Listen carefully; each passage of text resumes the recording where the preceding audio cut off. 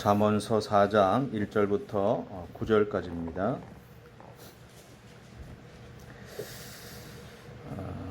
제가 봉독하겠습니다. 아들들아 아비의 훈계를 들으며 명철을 얻기에 주의하라. 내가 선한 도리를 너희에게 전하노니 내 법을 떠나지 말라. 나도 내 아버지에게 아들이었으며 내 어머니 보기에 유약한 외아들이었노라. 아버지가 내게 가르쳐 이르기를 내 말을 네 마음에 두라. 내 명령을 지키라. 그리하면 살리라. 지혜를 얻으며 명철을 얻으라. 내 입의 말을 잊지 말며 어기지 말라. 지혜를 버리지 말라. 그가 너를 보호하리라. 그를 사랑하라. 그가 너를 지키리라. 지혜가 제일이니 지혜를 얻으라. 내가 얻은 모든 것을 가지고 명철을 얻을지니라. 그를 높이라. 그리하면 그가 너를 높이 들리라. 만일 그를 품으면 그가 너를 영화롭게 하리라. 그가 아름다운 관을 내 머리에 두겠고 영화로운 면류관을 네게 주리라 하셨느니라. 아멘.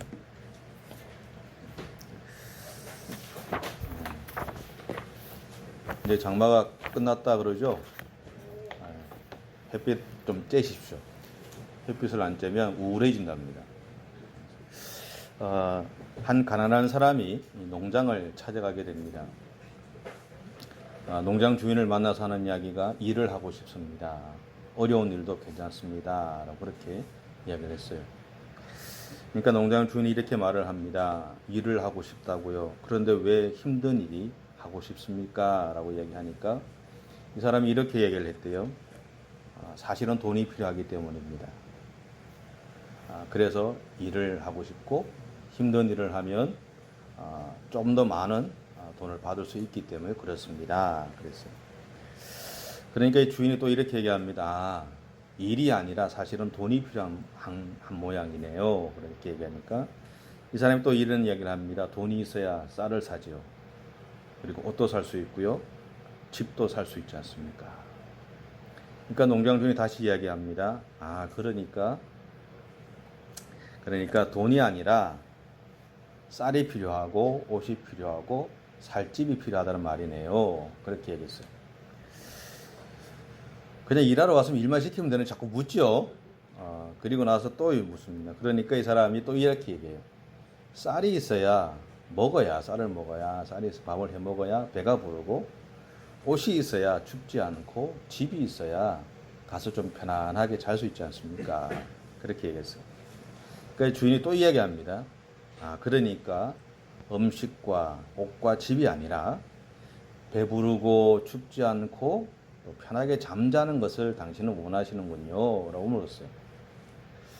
그러니까 다시 이 사람이 또 얘기합니다.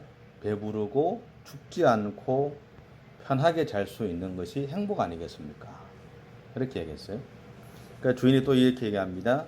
그러니까 결론은 당신은 일을 해서 당신이 진짜로 얻으려고 하는 것은 행복이라는 말이네요. 그런데 행복은 마음속에 있는 것이기 때문에 세상의 물질과는 상관없습니다. 당신은 이미 그것을 마음속에 가지고 있습니다. 단지 자신의 마음을 들여다보지 못하기 때문에 발견하지 못할 뿐입니다. 그렇게 얘기해요. 실제로 우리가 삶을 살다 보면 돈이 있으면 행복할 것 같아요. 근데 실제로 돈이 딱 내 수중에 내가 원하는 만큼 들어오면 행복한가요? 들어오는 그 순간만 행복해요.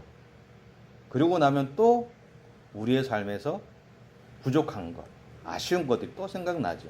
그럼 다시 행복하지 않아요.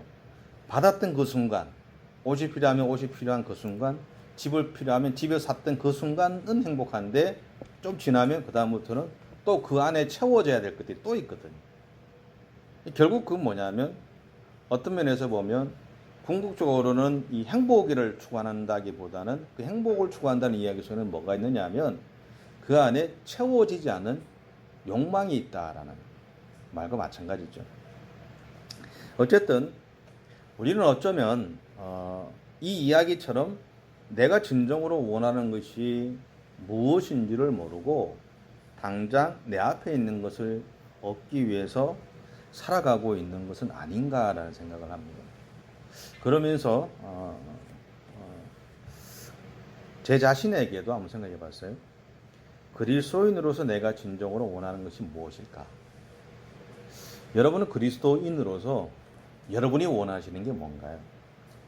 왜 제가 여기서 그리스도인이라고 표현하냐면 여러분이 여러분 각자의 이름대로 삶을 살아가실 때 필요한 부분들은 여러분이 이미 채워가시고 있다라는 거예요. 단지 우리가 그리스도인으로서 내가 원하는 게 뭔가 라는 거예요. 아까 우리 장로님 교회 빨리 회복됐으면 좋겠다. 근데 거기에서 예배드렸으면 좋겠다. 그거 틀린 이야기 아니죠. 그런데 중요한 것은 뭐냐면 여러분이 모여있는 이곳이 예배당이에요. 이곳이 교회예요. 장소의 문제죠. 그죠? 장소의 문제예요. 여러분에게 예배당이 중요한가요? 교회가 중요한가요? 여러분에게 예배당이 중요한가요? 교회가 중요한가요? 예수 그리스도가 중요한가요? 중요한 것을 잊어주시면 안 된다라는 거예요.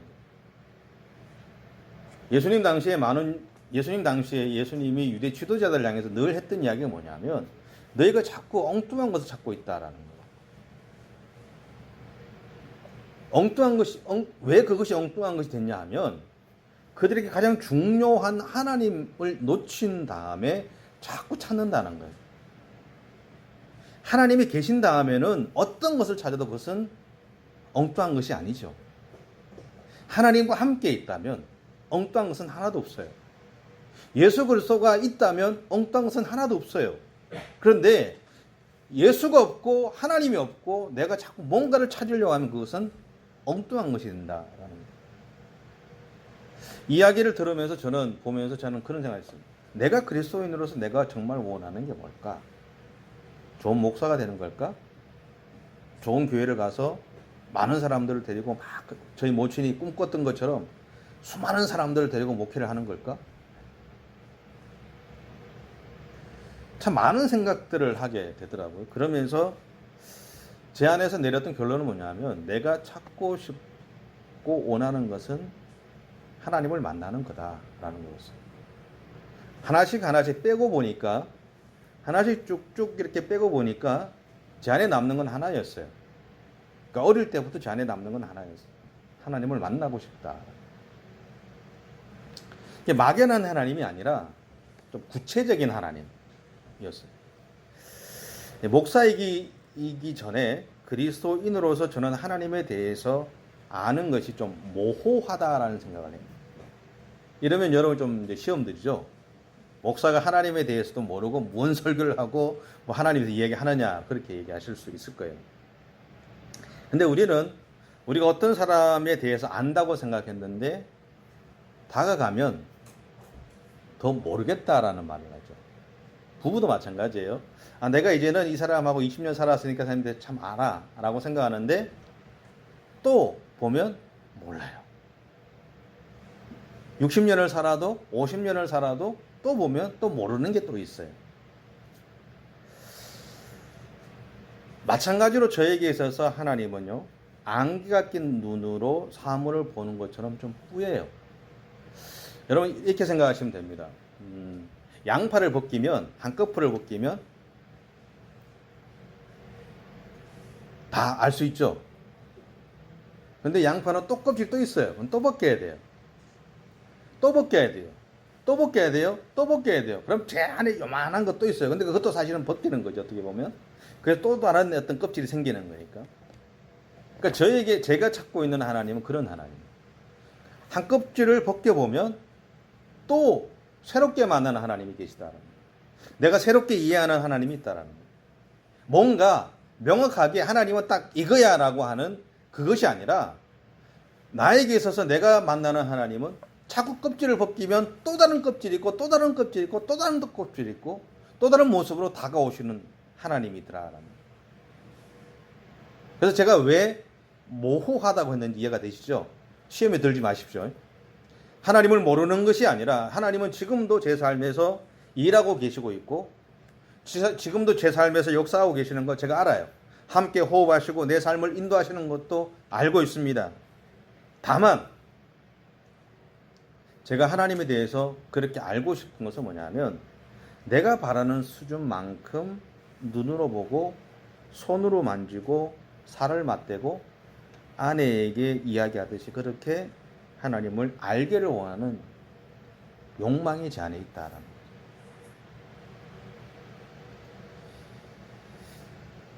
거죠. 더 다르게 좀 더 표현하면 조금 더 명확하게 하나님을 알고 싶다라는 욕심이 제 안에 있다라는 거죠. 고린도전서 13장에 보면 우리의 하나님에 대한 우리의 이러한 뿌연 이해함이나 그리고 우리가 가진 욕망이 채워지지 않는 것에 대해서 고린도전서 13장에서는 어떻게 표현하냐면 천국 가면 알 수 있다고 합니다. 그래서 저도 마찬가지고 많은 목사님들이 어떤 질문을 갖고 교인들이나 누가 어떤 의문을 갖고 오면 본인이 이해를 못하면 딱 하는 대답이 있어요. 천국 가면 알 수 있다. 그러면 돌아가면서 하는 이야기 있죠. 딱 돌아서 그 말은 나도 하겠다. 그죠? 근데 고린도서 13장 12절 보면 이런 말씀이 있어요. 우리가 지금은 거울을 보는 것 같이 희미하나 그때에는 얼굴과 얼굴을 대하여 볼 것이요.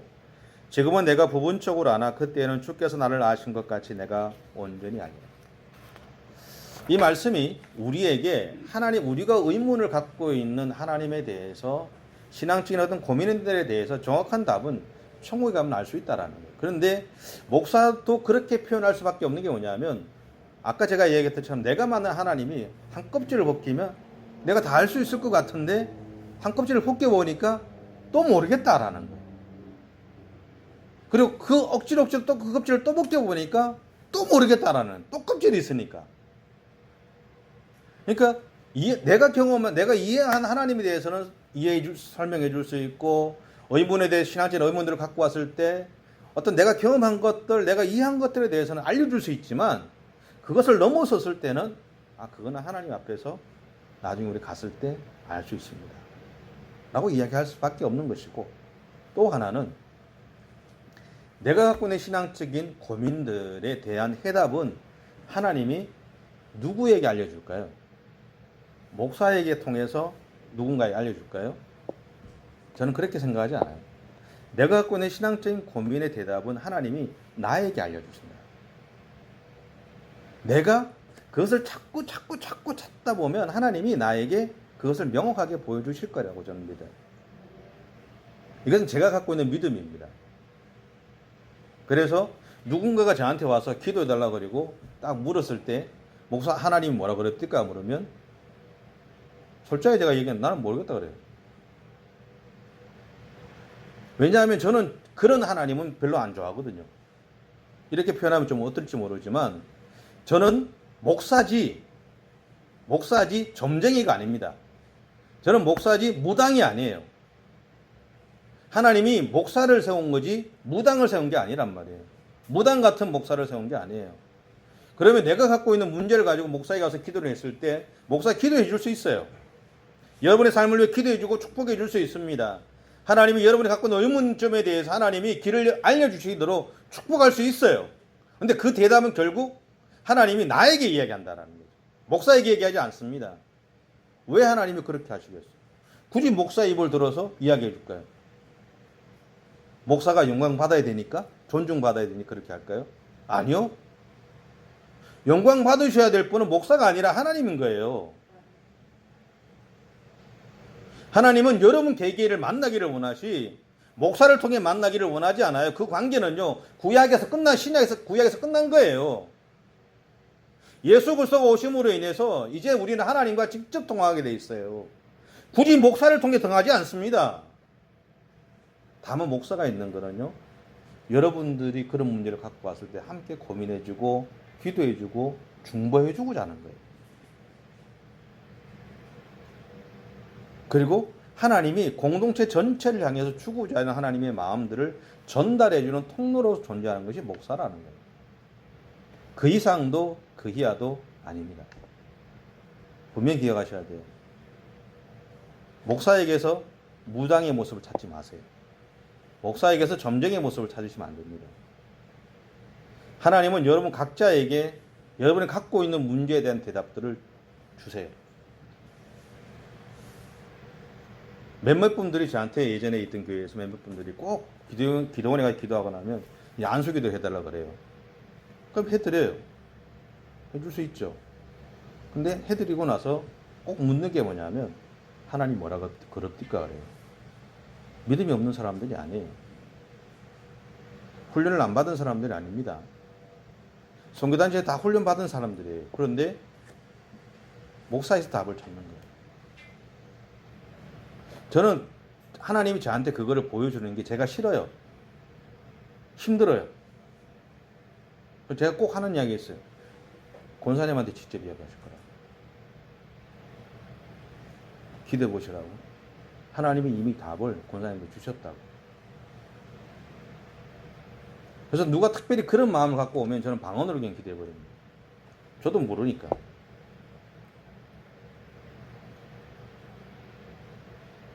여러분, 목사도요, 함정에 빠질 가능성이 있습니다. 만약 제가 하나님이 저한테 그런 저를 통해서 누군가 답을 자꾸 주면 저는 어떤 생각을 가지겠어요? 네? 여러분 보실 때는 저 목사는 아주 신령한 분이야 이렇게 얘기하겠죠. 다르게 표현할까요? 저 사람은 대단한 신적인 능력이 있는 사람이야. 근데 신령한 능력이 있다고 하는 사람은 목사만 이야기할까요? 나가면 점쟁이나 무당들한테 똑같은 이야기예요. 신령하다 그래요.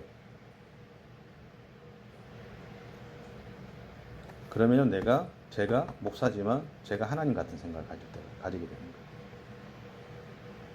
그러면 여러분의 믿음의 공동체는 무너집니다. 왜? 거기에는 목사 누구는 있지만 신령한 능력을 갖고 있는 누구는 있지만 하나님은 사라지는 거예요.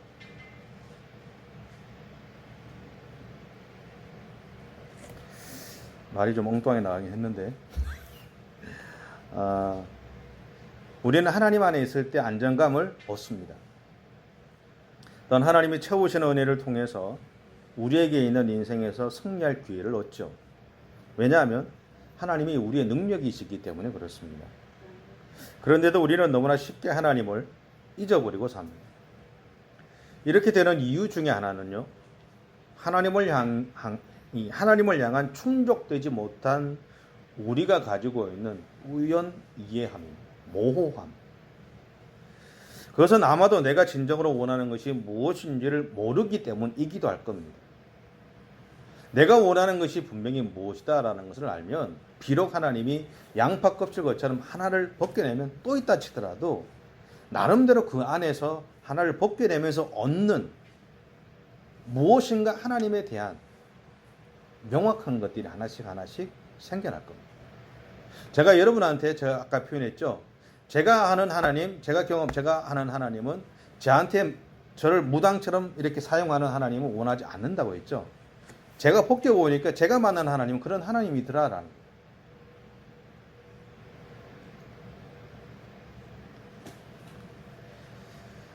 저는 여러분과 저가 여러분의 삶에서 하나님을 이렇게 조금 더 알아가기를 원해. 찾아가셨으면 좋겠어요.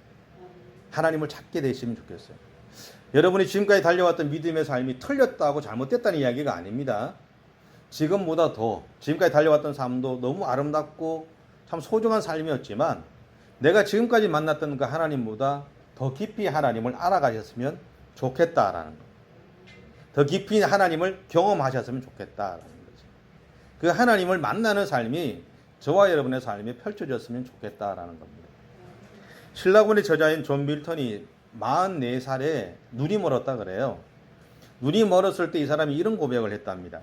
내 육체의 눈을 막아서 영혼의 눈을 더욱 밝게 뜨게 하여 주신 하나님 감사합니다. 저는 이 이야기를 딱 적으면서 처음 이해가 안 됐어요. 내가 만약에 하나님이 내 눈을 지금 막아버리면 나는 이런 고백을 할 수 있을까? 부끄럽게도 저는 못합니다. 원망할 것 같아요. 근데 이 사람은 이렇게 고백을 해요. 이 밀턴의 고백에는요, 그의 인생에서 눈이 먼 것도 하나님을 향한 그의 마음을 빼앗을 수 없다는 그의 믿음의 고백이 포함되어 있는 거예요. 어쩌면 목사로 살아가는 저지만 제 자신이 이 밀턴이라는 사람의 이 믿음의 고백조차도 따라가지 못하는 믿음의 삶을 살고 있는 것이 제 모습이기도 할 것 같아요. 어쨌든 오늘 잠언서의 저자는요, 우리의 삶에 대한 분명한 목적을 밝히고 있습니다. 그것은 하나님의 명령을 지켜 행하라라는 겁니다. 이것은 아버지로서의 저자가 아들에게 주는 가르침입니다. 다시 말하면 부모는 본능적으로 자녀들에게 가장 좋은 것을 주고자 합니다. 그리고 가장 중요한 것은 가르쳐 주고자 해요. 며칠 전에 아는 목사님을 만났어요. 이런저런 이야기 하다가 우리 아이가 우리 막내가 이제 자동차에 대한 관심이 많아서 걔는 그쪽 방향으로 가려고 그래요. 그래서 내가 네가 딜러 하는 것도 좋고 자동차에 관심을 가지는 거 좋은데 네가 만약 외국차에 관심이 많다면 그 외국차의 본사에서 주는 사용 설명서를 네가 알아야 된다. 차에 대한 설명서를. 국내에서 주는 것보다는 그쪽에서 주는 게 더 정확하고 더 디테일하게 많다라고 얘기했어요. 그러면서 그 언어를 알아야 된다. 그렇게 얘기하니까 그 목사님이 저한테 하는 얘기가 뭐냐면 그것까지 버려라. 그것도 욕심이다. 근데 아버지이기 때문에 자녀가 남들보다는 조금 더 같은 일을 하더라도 조금 더 나은 삶을 살기를 바라는 마음 때문에 그 이야기를 하는 거예요. 마찬가지로 오늘 본문의 이 잠언 기자는요, 책의 저자나 왕의 입장이 아니라 한 명의 아버지로서 사랑하는 자녀들에게 가장 소중한 것을 전하고 있는 겁니다. 그것이 바로 하나님의 말씀을 가까이 하고 그 말씀대로 실천하며 살라는 말이에요. 자기가 인생을 살아가고 지금까지 살아오면서 내가 자녀들에게 내가 가장 사랑하는 사람들에게 줄 수 있는 이야기, 그것은 이거다라는 거예요. 왜 우리가 하나님을 기억하고 하나님의 명령에 따라 살아야 할까요? 왜 이 아버지는 수많은 좋은 것이 있음에도 불구하고 왕이었어요. 이 왕도 이 잠언의 기자가 누군지 아시죠? 솔로몬이에요. 세상에서 가장 많은 지혜를 가지고 있고 가장 넉넉한 부를 갖고 있는 사람이에요. 줄 수 있는 것이 너무너무 많은 사람이에요. 제가 만약에 솔로몬 같이 그렇게 갖고 있다면 막 퍼주겠어요. 근데 그 모든 것들을 주지 않고 이 아버지가 아들에게 하나님의 말씀에 대해서 가르치신 이유가 뭘까요? 여러분 신명기 한번 찾아보시겠습니다. 신명기에서 8장 14절부터 16절까지입니다. 제가 가지고 있는 성경으로 구약성경 275페이지에 있습니다. 신명기 8장 14절부터 16절까지 같이 한번 읽겠습니다. 시작. 내 마음이 교만하여 내 하나님 여호와를 잊어버릴까 염려하노라.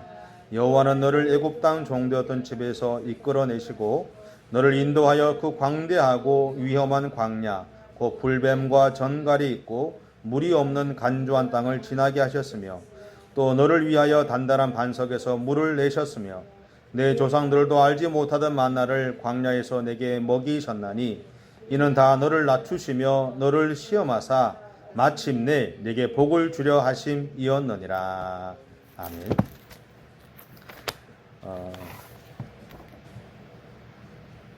왜 아버지인 솔로몬이 수많은 것을 줄 수 있음에도 불구하고 그 아이들에게, 그 자녀들에게 하나님의 말씀에 대해서 가르쳤을까? 그 답을 저는 여기서 찾습니다. 여러분, 하나님은요, 하나님의 축복하심을 우리가 누리기를 원하세요.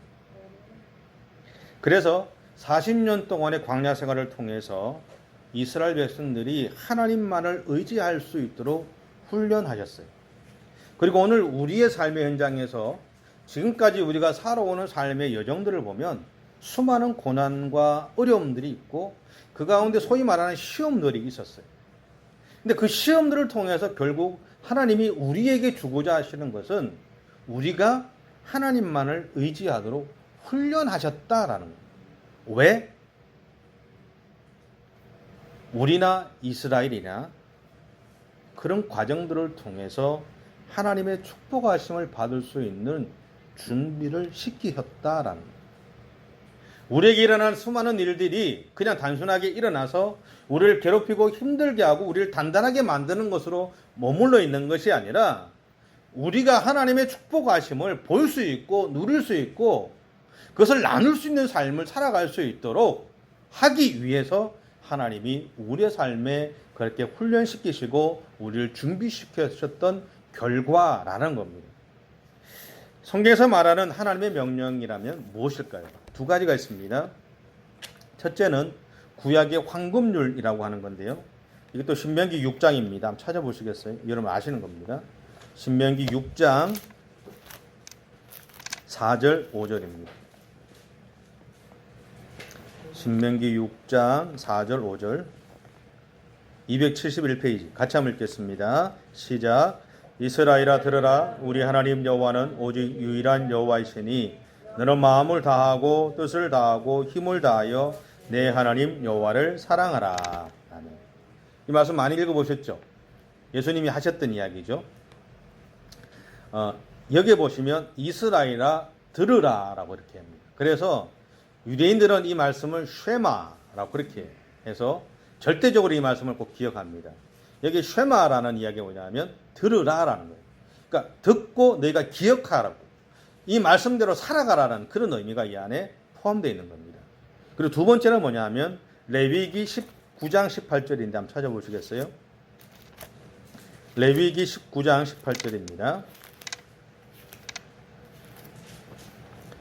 176페이지 제가 가지고 있는 성경으로 176페이지 레위기 19장 18절 같이 읽겠습니다. 시작. 원수를 갚지 말며 동포를 원망하지 말며 내 이웃 사랑하기를 내 자신과 같이 사랑하라. 나는 여호와이니라. 아멘. 이 두 말씀이 성경에서 우리에게 명령하신 하나님의 명령이에요. 율법학자들은 예수님에게 한 가지 질문을 합니다. 마태복음에서는 어떤 계명이 큽니까? 라고 묻고요. 마가복음에서는 모든 계명 중에서 첫째가 무엇입니까? 라고 묻습니다. 그리고 누가복음에서는 어떻게 해야 영생을 얻을 수 있습니까? 라고 묻습니다. 그런데 여기에 대해서 예수님은 동일한 답을 하십니다. 뭐라고 얘기하시냐면 하나님 사랑과 이웃 사랑 이것이 너희가 찾는 답이다 라고 이야기를 하고 있다라. 그러면서 요한복음 13장 34절과 35절에서 예수님은 이렇게 선포하세요. 제가 읽을게요. 새 계명을 너희에게 주노니 서로 사랑하라. 내가 너희를 사랑한 것 같이 너희도 서로 사랑하라. 너희가 서로 사랑하면 이로써 모든 사람이 너희가 내 제자인 줄 아니라. 그런데 우리가 서로 사랑하면 우리가 하나님의 자녀인 것도 알 수 있죠. 그죠?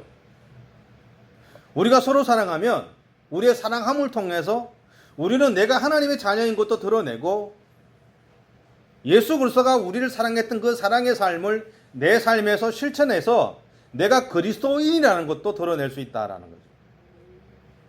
결국 하나님이 우리에게 명령하시는 것은요. 사랑하라라는 겁니다. 그리고 사랑을 실천하라라는 겁니다. 여러분 용서를 구하는 것은 어떤 건가요? 회개는 어떤 것일까요? 내 마음에서 내가 잘못한 것에 대해서 하나님에게 하나님 나 이렇게 잘못했습니다. 용서해 주십시오. 하면 회개하신 거죠. 그렇죠? 그죠? 그런데 회개는 진정한 회개는 거기에 머무르면 안 됩니다. 내가 누군가에게 잘못했을 때는요. 하나님 앞에 하나님 내가 잘못했습니다. 용서해 주십시오라고 하면 됩니다. 그건 하나님과의 관계이죠. 하나님과의 관계 속에서 내가 해야 될 회개를 하는 것이고 하나님 나를 용서해 주시는 거예요. 그런데 그 회개가 완성되기 위해서는 내가 잘못한 사람한테 찾아가서 내가 이렇게 당신에게 잘못했습니다. 나를 용서해 주십시오. 만약에 대가를 지불해야 되면 대가를 지불하는 것. 그때야 그 회개가 완성된다. 사랑이라는 것도 마찬가지라는 거죠. 내가 당신 사랑합니다. 내가 장로님 사랑합니다. 말은 해요. 근데 속으로는 다 똑같지 뭐. 그게 사랑인가요? 아니죠.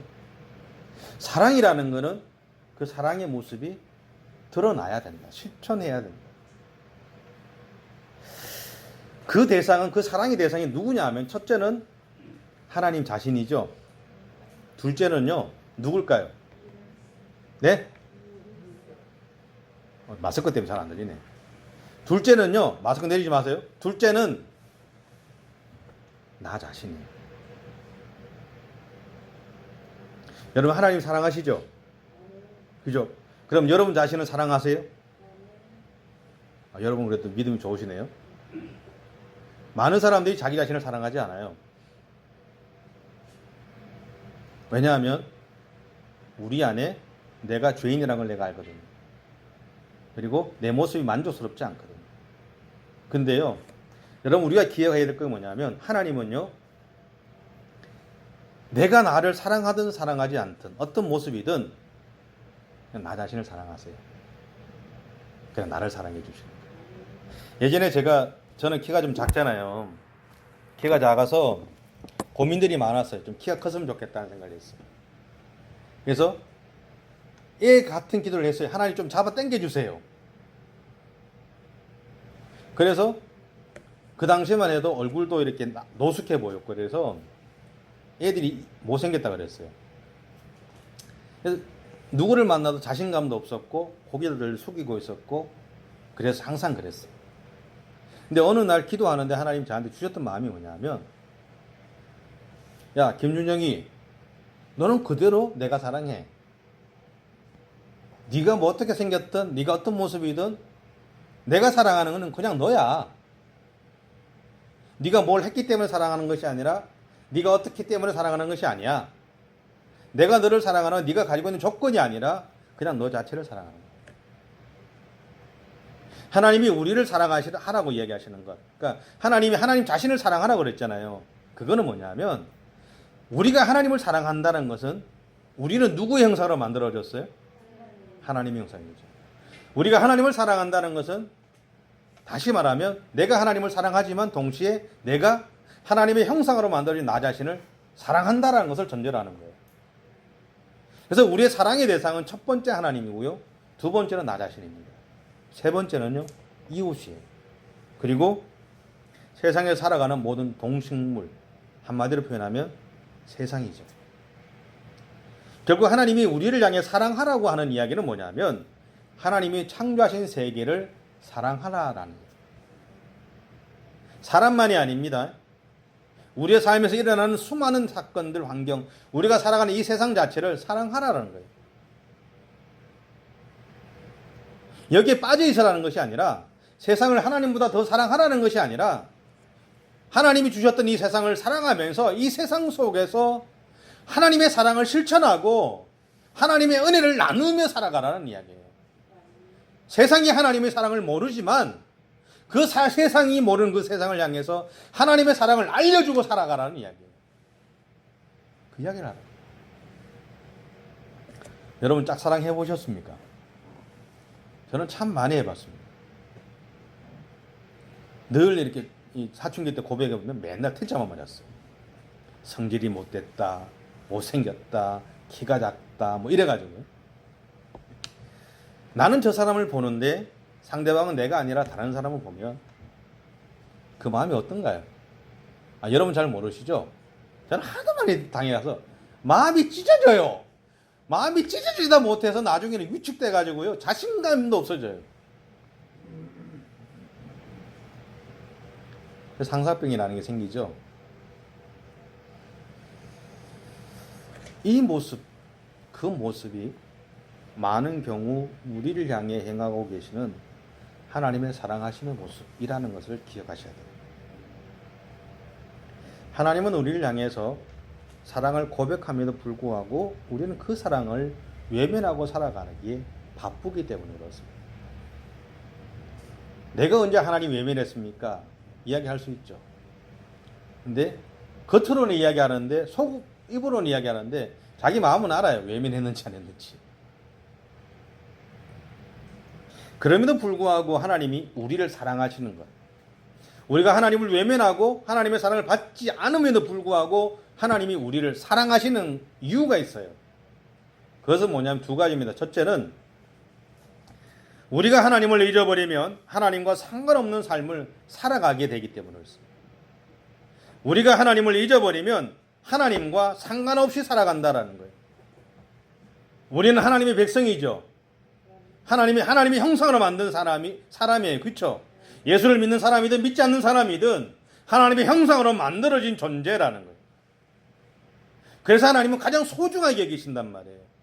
그런데 우리가 하나님을 잊어버리면 그 하나님과 상관없이 사는 거예요. 그래서 하나님은 우리를 사랑하시는 겁니다. 두 번째는요, 하나님마저 우리를 포기하면 우리가 살아갈 수 있는 방법이 없다. 세상 모든 사람이 나를 포기해도 하나님은 나를 포기하지 않으세요. 왜? 그분이 나에게 유일한 희망이기 때문에. 유시아 시인이 지은 외론박이 물고기의 사랑이라는 시 아시죠? 저는 시를 잘 모릅니다. 읽으면 감흥이 없어요. 왜 없냐면 저는 이과 사람이거든요. 근데 억지로 문과를 와가지고 감흥이 없어요. 근데 제가 한번 읽어볼게요. 감흥은 여러분 스스로가 이렇게 하십시오. 외눈박이 물고기처럼 살고 싶다. 외눈박이 물고기처럼 사랑하고 싶다. 두 눈박이 물고기처럼 세상을 살기 위해 평생을 두 마리가 함께 붙어 다녔다는 외눈박이 물고기 비목처럼 사랑하고 싶다. 우리에게 시간은 충분했다. 그러나 우리는 그만큼 사랑하지 않았을 뿐 외눈박이 물고기처럼 그렇게 살고 싶다. 혼자 있으면 그 혼자 있음이 금방 들켜버리는 외눈박이 물고기 비목처럼 목숨을 다해 사랑하고 싶다. 이게 그 시의 내용입니다. 여기에 등장하는 이 외눈박이 물고기 비목은요, 당나라 시인이었던 노조릴이라는 사람의 시에서 등장한다 그래요. 여기 나오는 이 비목이라는 것은 이 전설의 물고기인 비목어라고 그렇게 표현하더라고요. 그 이야기 어떤 이야기냐면 태어날 때부터 눈 하나를 잃어버린 물고기가 있었다 그럽니다. 그러니까 눈이 하나밖에 없으니까 하나만 있으니까 다른 쪽은 안 보이잖아요. 그죠? 그러니까 늘 자기가 눈이 있는 쪽만 보다가 이 못 보는 이곳에 대한 항상 그리움들 그런 게 있었을 거 아니에요.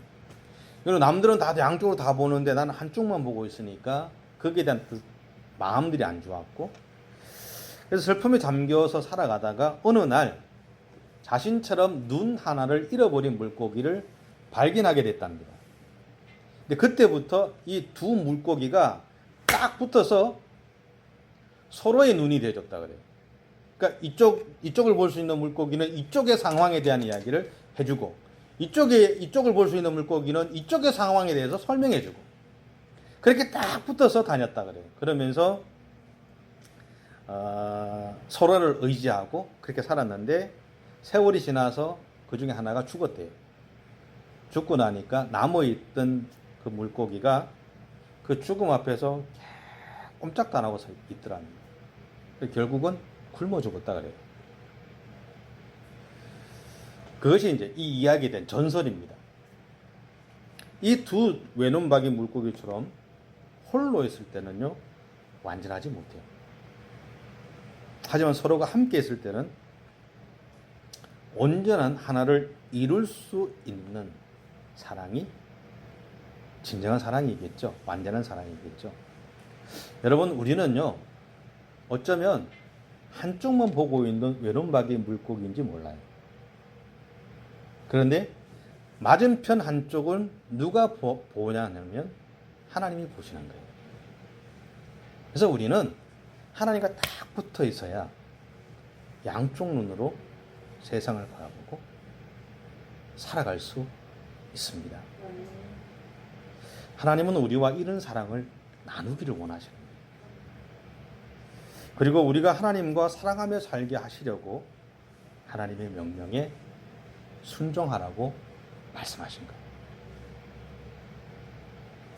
그래서 본문 4절과 6절은 4절부터 6절은 우리에게 이렇게 권면합니다. 우리 같이 한번 읽을게요. 4절부터 6절입니다. 아버지가 내게 가르쳐 이르기를 내 말을 네 마음에 두라. 내 명령을 지키라. 그리하면 살리라. 지혜를 얻으며 명철을 얻으라. 내 입의 말을 잊지 말며 어기지 말라. 지혜를 버리지 말라. 그가 너를